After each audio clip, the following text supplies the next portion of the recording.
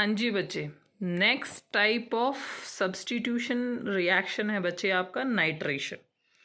Nitration में क्या होता है बच्चे, बेंजीन की यदि हम रिएक्शन करते हैं कंसंट्रेटेड HNO3 के साथ and in presence of N acid, strong acid क्यों लिया जाता है बच्चे, कोई बता सकता है? कमेंट सेक्शन में बताइएगा कि why we take a strong acid in this case. तो यहाँ पे हमारे पास बनेगा बच्चे नाइट्रोबेंजीन प्लस वाटर। अब हम इसका मैकेनिज्म के साथ देखते हैं बच्चे। सबसे पहले आता है जनरेशन ऑफ इलेक्ट्रोफाइल। इस तरीके से हम लिख लेंगे हमारा HNO3 को।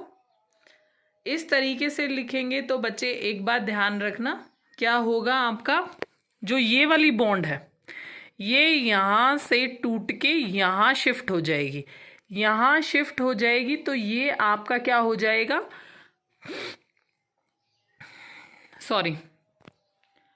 कैटायन की फॉर्म में बन जाएगा नाइट्रोनियम आयन और आपका वाटर मॉलिक्यूल हमारे पास मिल जाएगा। अब ये एक कार्बोकैटायन बन के कब बन चुका है, ये कार्बोकैटायन अटैक करेगा आपकी बेंजीन रिंग के ऊपर। बेंजीन रिंग के ऊपर अटैक करेगा तो वहां पे कोई भी एक डबल बॉन्ड होगा उसको ब्रेक करके उसकी जगह खुद ऐड हो जाएगा। ये जो स्टेप होता है जनरली बच्चे स्लो स्टेप होता है, जब हम एक जो हमारे पास जो कंपाउंड है उसको कार्बोकैटायन के अंदर कन्वर्ट कर देते हैं। ठीक है, जो अटैकिंग न्यूक्लियोफाइल हमारा ऑलरेडी जो रिएक्टेंट है उसको कार्बोकैटायन की फॉर्म में कन्वर्ट कर देगा। कैसे, ये बॉन्ड बच्चे यहाँ से टूट जाएगी, ठीक है, तो यहाँ इन दोनों स्पॉट्स के ऊपर क्या हो जाएगी, डेफिशिएंसी हो जाएगी इलेक्ट्रॉन की डेफिशिएंसी हो जाएगी। तो एक जगह तो क्या हो जाएगा आपका ये वाला NO2 मॉलिक्यूल ऐड हो जाएगा और दूसरी जगह आपका पॉजिटिव आयन आ जाएगा। और इसी तरीके से हम क्या करेंगे, रेजोनेटिंग स्ट्रक्चर ड्रॉ कर देंगे। इस तरीके से हमने 3 रेजोनेटिंग स्ट्रक्चर ड्रॉ कर दिए। सॉरी बच्चे, ये कंप्लीट नहीं होता है, मैंने जैसे लास्ट वीडियो में बताया, बिकॉज ये वाला जो कार्बन है ये आपका क्या हो गया, sp3 हाइब्रिडाइज्ड है। रेस्ट सारे कार्बन क्या हैं आपके sp2 हाइब्रिडाइज्ड है। इसीलिए ये जो है सर्कल पॉजिटिव चार्ज इन सभी के ऊपर लागू होता है, इस स्पॉट के ऊपर लागू नहीं होता। ठीक है बच्चे, नेक्स्ट हम क्या करते हैं कि जो हमारा जो सल्फेट आयन बच गया था इनिशियल में, उसकी और जो कार्बोकैटायन है उसकी रिएक्शन होती है। ये जो रिएक्शन होती है ये फास्ट रिएक्शन होती है। यहाँ पे क्या होता है, जो कार्बन और हाइड्रोजन की बॉन्ड है वो यहाँ से टूट के ये बॉन्ड यहाँ शिफ्ट कर जाएगी। ठीक है, ये बॉन्ड यहाँ आ गई, नाइट्रोनियम ऊपर था तो नाइट्रोनियम आ गया। ये जो हाइड्रोजन है ये हाइड्रोजन यहाँ इसके पास चला जाएगा तो हमारे पास वापस क्या मिल गया, H2SO4 एंड हमारा मेन प्रोडक्ट आ गया नाइट्रोबेंजीन। अच्छा बच्चे, मैंने आपसे एक क्वेश्चन पूछा था कि एसिड क्यों यूज किया गया है। स्ट्रॉन्ग एसिड की क्या टेंडेंसी होती है, वो बहुत जल्दी अपना H पॉजिटिव आयन लूज कर देता है। ठीक है, बात समझ में आई, हो जाएगा। ठीक है, इसी के साथ हम थर्ड केस डिस्कस करते हैं बच्चे। हाँ जी बच्चे, थर्ड टाइप है आपका सल्फोनेशन। सल्फोनेशन के अंदर बच्चे क्या होता है कि जब हम बेंजीन की रिएक्शन करवाते हैं H2SO4 के साथ तो हमें क्या मिलता है, बेंजीन SO3 एंड इसका नाम क्या है, बेंजीन सल्फोनिक एसिड। नेमिंग आपने की हुई है ना, उसी तरीके से। अब बच्चे जो SO3 है वो इस तरीके से एग्जिस्ट कर सकता है, सेंटर में सल्फर और इसकी क्या होंगी 2 2 4 2 6 डबल बॉन्ड हो गई हैं। या फिर ऐसा हो सकता है कि कोई एक ऑक्सीजन से बॉन्ड टूट जाए। ठीक है, मान लो हमने इसकी बॉन्ड तोड़ दी, एक सल्फर एंड ऑक्सीजन बॉन्ड हमने ब्रेक कर दी। ठीक है, यदि हम ये बॉन्ड ब्रेक कर देंगे तो क्या होगा, हमारे पास ऑक्सीजन के ऊपर नेगेटिव चार्ज आ जाएगा, सल्फर के ऊपर पॉजिटिव चार्ज आ जाएगा। ऐसे क्यों हुआ? हमें पता है oxygen being more electronegative and sulphur being more electropositive. हमें पता है सल्फर के ऊपर कितने इलेक्ट्रॉन्स होते हैं? 6 इलेक्ट्रॉन्स होते हैं, तो 6 के 6 बॉन्ड बना ली इसने। और एक ऑक्सीजन को अपना ऑक्टेट कंप्लीट करने के लिए 2 बॉन्ड बनानी पड़ती है, उसी तरीके से उसका भी ऑक्टेट कंप्लीट हो जाता है। हो गया बच्चे? इसी तरीके से हम तीनों रेजोनेटिंग स्ट्रक्चर मीन्स तीनों की तीनों ऑक्सीजन्स के ऊपर हम चार्ज की रोटेशन कर देंगे। ठीक है, नेक्स्ट आपका आता है जनरेशन ऑफ इलेक्ट्रोफाइल मैकेनिज्म का फर्स्ट स्टेप। इलेक्ट्रोफाइल को हम कैसे जनरेट करें? हम बच्चे 2 H2SO4 मोलिक्यूल ले लेंगे, उसके अंदर हम क्या करेंगे, इस तरीके से बनाएंगे, कुछ ऐसे। ठीक है, जो H2SO4 है उसमें कुछ इस तरीके से कर लेंगे कि हाइड्रोक्सिल वाली जो बॉन्ड है वो अलग रह जाए और ये वाली जो बॉन्ड है वो अलग रह जाएगी।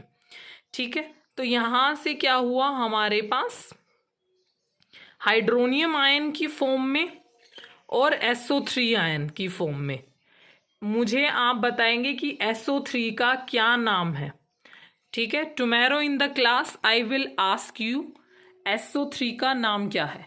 ठीक है, सेकेंड स्टेप इलेक्ट्रोफाइल जनरेट कर लिया। अब ये इलेक्ट्रोफाइल क्या करेगा, आपके जो मेन ग्रुप है, जो रिएक्टेंट है, उसके ऊपर अटैक करेगा। स्लो स्टेप रिएक्शन होगी ये। अटैक करेगा तो एक कार्बोकैटायन को फॉर्म कर देगा। जैसे बच्चे हमने पहले देखा था कि कोई भी एक कार्बन कार्बन डबल बॉन्ड को ब्रेक करके ये SO3 वहाँ पे अटैच हो जाएगा। ये वाला आपका क्या होगा, sp3 हाइब्रिडाइज्ड हो जाएगा। ये बचे हुए सारे आपके sp2 हाइब्रिडाइज्ड हो जाएंगे। ठीक है, इस तरीके से 3 रेजोनेटिंग स्ट्रक्चर बनेंगे एंड ये आपका सल्फोनियम एनायन बन गया है। ठीक है, अब ये आपका रिएक्ट करेगा H2SO4 आयन के साथ। यदि ये H2SO4 आयन के साथ रिएक्ट करेगा तो जो ये नेगेटिव पार्ट है ये क्या करेगा, हाइड्रोजन को अपनी तरफ खींच लेगा। ठीक है, अपनी तरफ खींचेगा तो ये वाली जो बॉन्ड है ये यहाँ पे शिफ्ट हो जाएगी। ठीक है, ये बॉन्ड शिफ्ट हो गई तो ये इस तरीके से बन गया और ये कंप्लीट H2SO4 के अंदर कन्वर्ट हो गया। अब बिकॉज यहाँ पे एनायन है, हमें तो एनायन नहीं चाहिए, हमें तो पूरा का पूरा क्या बनना चाहिए, एक स्टेबल प्रोडक्ट की फॉर्म में आना चाहिए। तो हम इसका किसी भी कार्बोकैटायन के साथ रिएक्शन करवा देंगे। कार्बोकैटायन के साथ रिएक्शन करवाएंगे बिकॉज उसको डेफिशिएंसी है एंड यहाँ पे हमारे पास चार्ज फ्री है। तो हम इस फ्री चार्ज को क्या करेंगे, शिफ्ट करने की कोशिश करेंगे bye reacting that sulphonic acid with hydronium ion, that is H3O positive. ठीक है बच्चे, यहाँ से ये नेगेटिव चार्ज क्या होगा, यहाँ पे शिफ्ट हो जाएगा। यहाँ पे शिफ्ट हो जाएगा तो ये क्या हो जाएगा, टोटल आपका H2O बन जाएगा। क्लियर? एंड हमारे पास हमारा स्टेबल प्रोडक्ट बन जाता है, that is finally benzene sulphonic acid. ठीक है बच्चे, हो जाएगा। ये आपकी पूरी रिएक्शन थी, एक बार दोबारा से देख लीजिए सल्फोनिक एसिड की। ये इसके 4 मैकेनिज्म थे। आपसे बच्चे डायरेक्टली 3 मार्क्स में पूछा जाएगा, एक्सप्लेन नाइट्रेशन, सल्फोनेशन या फिर halogenation along with mechanism in 3 marks. So please बच्चे stay tuned and be attentive. हाँ जी बच्चे, next and most important Friedel craft reaction. बच्चे फ्रीडल क्राफ्ट 2 तरीके की होती है, एक होती है एल्काइलेशन और एक होती है एसाइलेशन।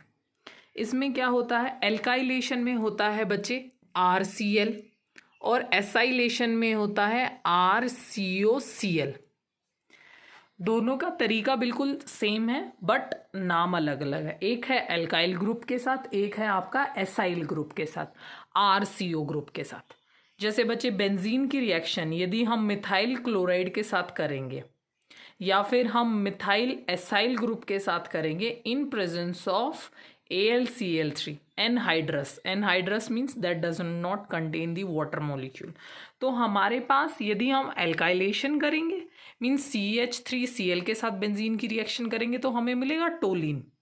ठीक है, बेंजीन के ऊपर CH3 ग्रुप ऐड हो जाएगा और HCl रिमूव हो जाएगा। या फिर हम एसाइलेशन करेंगे, CH3 COCl के साथ बेंजीन की रिएक्शन करेंगे तो हमें मिलेगा एसिटोफिनोन, दैट इज बेंजीन के ऊपर COCH3 ग्रुप और HCl हमारा निकल जाएगा। ठीक है बच्चे, एल्काइलेशन बहुत इजी है, उसका मैकेनिज्म मैं नहीं करवा रही, उसका मैकेनिज्म आपको खुद करना है। मैं जो थोड़ा टफ वाला है एसाइलेशन है उसके मैकेनिज्म को लेके चल रही हूँ। यदि फिर भी किसी स्टूडेंट को कोई डाउट होता है तो वो पूछ सकता है। सो एसाइलेशन का मैकेनिज्म क्या होगा, सबसे पहले हमें इलेक्ट्रोफाइल को जनरेट करना है। इलेक्ट्रोफाइल को जनरेट करना पड़ेगा तो हमने RCOCl को ट्रीट किया एनहाइड्रस एल्यूमिनियम ट्राइक्लोराइड के साथ।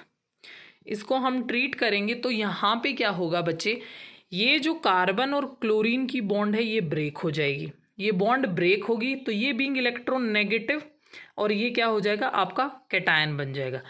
एंड देन ये वाला ग्रुप आपका इसके ऊपर अटैक कर देगा तो क्या हो जाएगा, टेट्रा एल्यूमिनियम आयन बन जाएगा और एक एसाइल कैटायन बन जाएगा। अब ये जो हमारा इलेक्ट्रोफाइल जनरेट हुआ, ये इलेक्ट्रोफाइल हमारे रिएक्टेंट के ऊपर अटैक करेगा एज एन अटैकिंग रिएजेंट।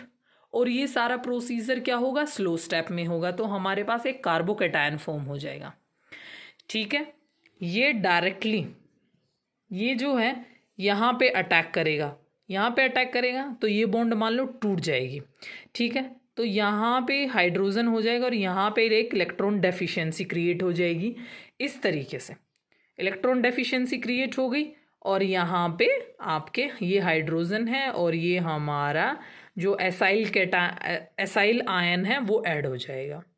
ठीक है, फिर हम रेजोनेटिंग स्ट्रक्चर करते हैं। मान लो ये बॉन्ड यहाँ शिफ्ट हो जाएगी तो ये वाला जो पॉजिटिव चार्ज है ये नीचे आ जाएगा। इस तरीके से आपने रेजोनेंस बना ली। फाइनली जो रेजोनेटिंग स्ट्रक्चर आया वो कुछ इस शेप में आता है, हम सबको पता है।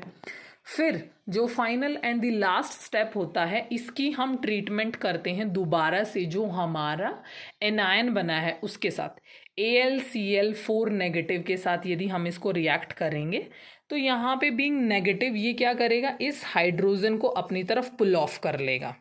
ठीक है, एंड ये बॉन्ड है वो डायरेक्टली यहाँ पे शिफ्ट हो जाएगी। एंड ये सब क्या होता है, फास्ट रिएक्शन होता है।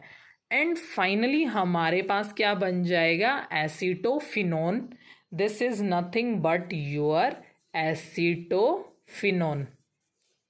ठीक है, एंड ये एल्यूमिनियम ट्राइक्लोराइड की फॉर्म में, और यहाँ पे जो एक्स्ट्रा क्लोरीन था वो इस हाइड्रोजन के साथ रिएक्ट करके हमारे पास HCl की फॉर्म में बाहर आ जाता है।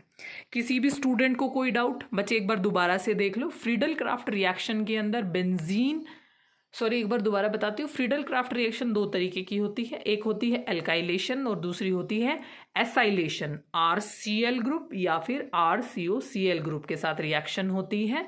यदि एल्काइलेशन होगी तो सिंपली हमारा टोलिन ग्रुप, या यहाँ पर मान लो C2H5 होता तो ऊपर आपका मिथाइल की जगह C2H5 लग जाता। ठीक है, इथाइल बेंजीन बन जाता नॉर्मली आपका। और यदि एसाइलेशन है तो यहाँ पे एसिटोफिनोन बन जाएगा, HCl आपका रिलीज हो जाएगा। सेम स्टेप है बच्चे चारों के चारों रिएक्शन के मैकेनिज्म के अंदर। सबसे पहले इलेक्ट्रोफाइल जनरेट करो, फिर इलेक्ट्रोफाइल जो जनरेट हुआ उसको अटैक करवा दो हमारे इनिशियल रिएक्टेंट के ऊपर। ठीक है, रेजोनेटिंग स्ट्रक्चर ड्रॉ कर लो, फिर जो आपका एनायन बना था और जो रेजोनेटिंग स्ट्रक्चर आया है उन दोनों की रिएक्शन करवा दो एंड सिंपली फाइनली हमारा प्रोडक्ट बन जाता है। ठीक है बच्चे, किसी भी स्टूडेंट को कोई डाउट हो तो बच्चे वो क्लास में या फिर टेलीग्राम पे या फिर कमेंट सेक्शन में पूछ सकता है। क्लियर? Okay, thank you.